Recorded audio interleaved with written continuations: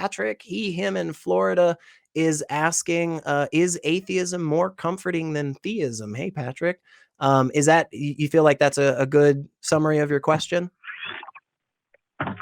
Oh, yes, indeed. How are you Sweet. doing, Secular? Good, man. Ben, I'll let you answer that first, because I just always talk way too much. So you first, and then I'll give my response.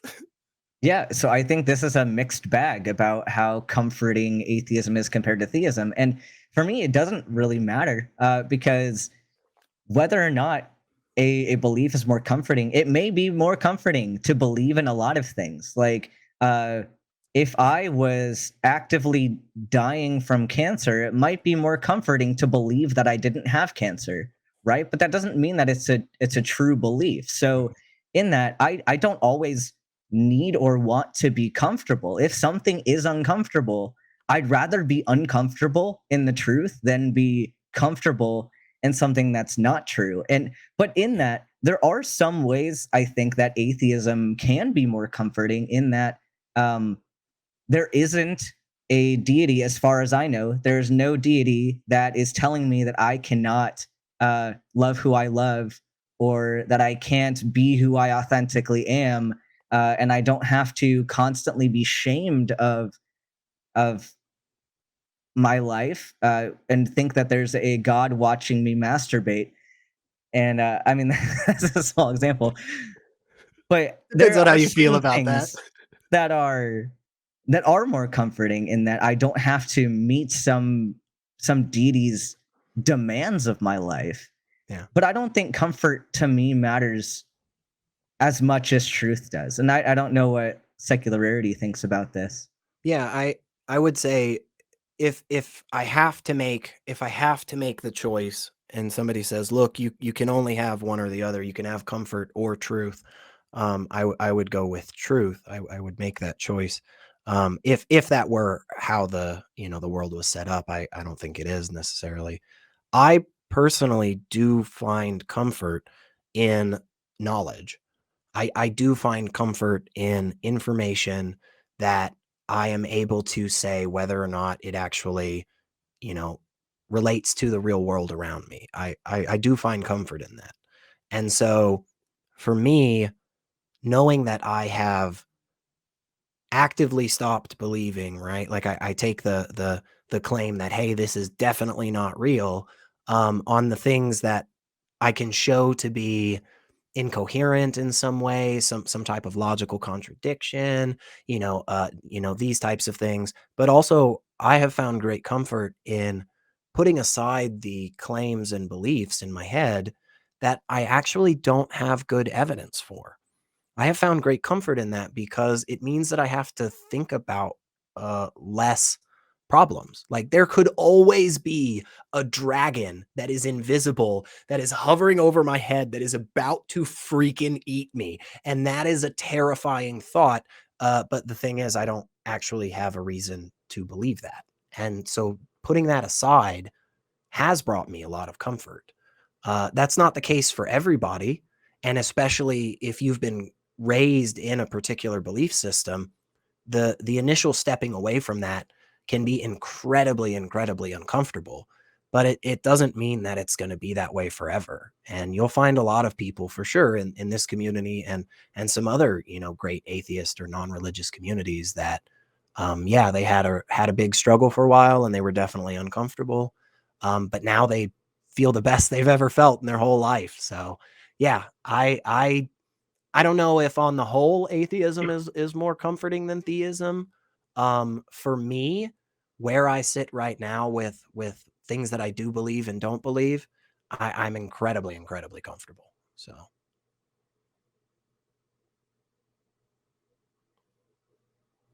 Patrick, I don't know if you have any other thoughts. Oh, I'm here. I didn't know if you wanted me to comment on that. Yeah, if you got a quick thought, we course. got another call and we want to get to it. Well, wow, I got you guys talking really well there, so that's good. But seriously, you both seem to highlight one aspect there I'd like to focus on. You both seem to be concerned with the truth and the facts, right? Yeah. Yep. I would say that's true for us and many So others. how do you make that leap of faith that atheism is just the truth or facts? Because it isn't. So I'm not taking a leap at all. I'm following some things and some information that leads me to a conclusion, basically. So what I'm doing is I'm doing my best to approach a situation, right? We go up to this observation. We go, "Oh my gosh, look at this thing happening in front of us. This seems to be what's happening." Now, we could be confused about what's actually happening, right? We could be mistaken for 1,000 different reasons. But let's just assume that what we are seeing is what's happening. Well, then we ask ourselves the question, why? Why is this occurring? Why is this happening around us, right? And then we go about trying to show that the thing that we think is making this happen is actually doing it. And when we follow those types of steps over and over and over and over and over again, we get to a couple of places, I think. And one of those places was exactly where I was kind of ending, which is there are a lot of claims out there that do not have enough information to actually meet the burden of proof, right? They make a very specific claim. They say, I've got an invisible dragon that's hovering above my head. And they just don't have enough in the evidence section to really tip those scales one way or the other. And so because we don't have a good reason to actually accept it, saying that it is real is problematic. And so on the softer side, on the weaker side, as it's often called, of the atheist claim, quote unquote, it's just simply saying the burden of proof has not been met, and so I don't have this belief. It isn't taking that next step, which I do on a lot of gods. I do take that next step and say, no, definitely not true, not a thing, not real. But in general, it's just saying we just don't have enough evidence to actually convince us of this particular claim. And so at the end of the day, it's like I'm not taking a leap of faith there at all. I'm just literally I'm looking in front of me and I'm saying, okay, do I have a bottle of water? And if I don't have a bottle of water, I'm just going, okay, well, there's not a bottle of water. Like there's no extra added on to it, honestly. And so yeah, it's not really the same thing as trying to take that step into claiming that there is this deity, right? And I would co-sign. That was actually a yes or no question. That was a long word salad for I mean, ask your question again, Patrick. Fact or not? Is atheism a fact or not? Yes or no? Atheism isn't a belief system. Right. It is a lack of right. And your question is nonsensical, Patrick. Your question is nonsensical. If you claim no evidence, look, if you claim no evidence, you believe no evidence. If you believe there's not enough sufficient evidence, right? You don't know what would be evidence. We may be looking at evidence the whole time and not know what it is. Patrick, if you have evidence that convinces you, bring it to me. Right? Patrick, if you have evidence that convinces you, bring it to me.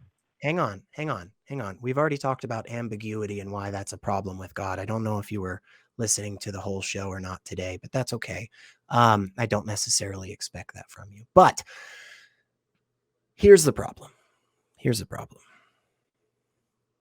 I'm saying there's no evidence. You're saying, ha, SR, you silly fool. You just don't know of all the evidence. Look at all the evidence. I'm saying, bring it to me, bro. What the fuck are we doing talking about anything else? Bring me the evidence that convinces you, and we'll go through it and see whether or not it actually does warrant us making a particular claim. If it doesn't warrant us making that claim or accepting a piece of information as being true, well, then we have to put it aside, and it no longer gets to count in the bucket of evidence.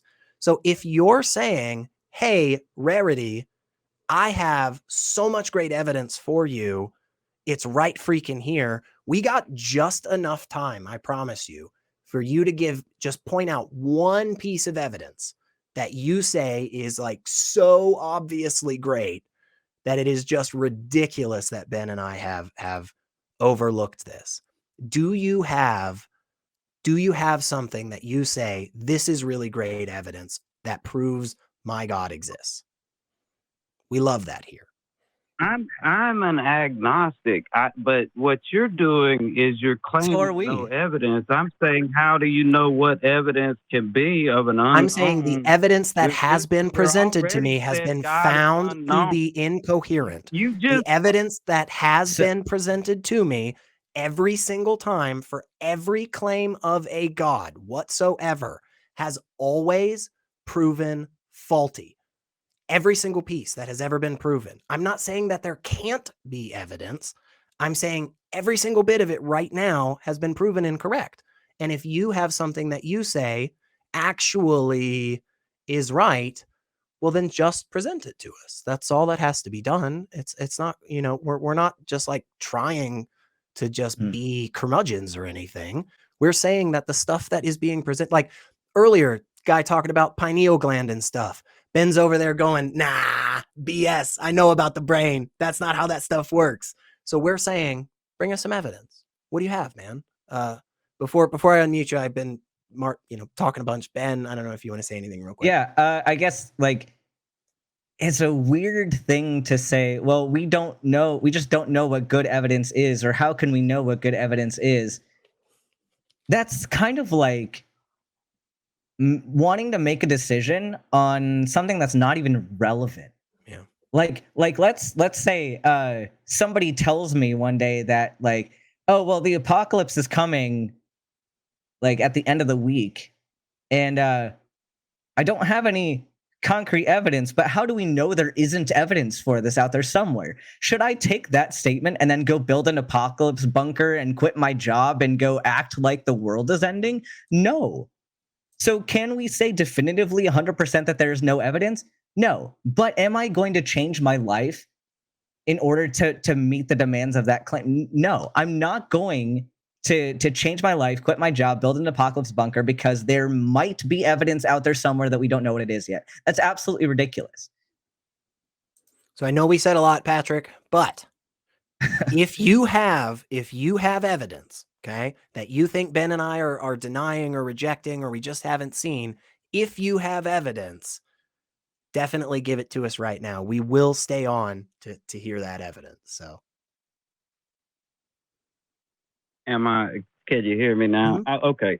Well, what I would like to say is that I'm more agnostic, but from the pantheist perspective, if they say the universe is God, that's a natural God we could study and observe with evidence. First off, it's a falsifiable claim. But I don't know how that would be falsifiable. Then prove it. Yeah, you're just saying if it's falsifiable, then prove it. And if it's natural that can have data, then bring me the data. Don't just bring me the claim. Bring me the data. I speak. You guys have spoke a lot. If I could speak and get in a word edgewise. Patrick, we're in the overtime. Patrick, we're in the overtime. We don't have time for waxing philosophically about things. Ben and I have asked for a very specific thing. We know we've talked a lot. We're the ones running the show today. So we get to do that. We get to do that just however long. I can keep this dumbass rant of mine going on, but I'm not going to, because I want to hear from you. And we don't have a lot of time left, and I don't want to keep the crew. So we're going to go back to it. I know we've said a lot. I know we have. But the question is, do you have anything that is evidence that gets you towards any type of a God whatsoever for us today? If not, no worries. Just give us a call back next time, and we'll try and talk about it then. But you're on, you can speak. Do you have anything for us today that you think is convincing evidence that proves a God? Of course not. Oh, well, that's a great way to stop. Well, thanks so much, Patrick. We appreciate that. I always like honesty, I guess.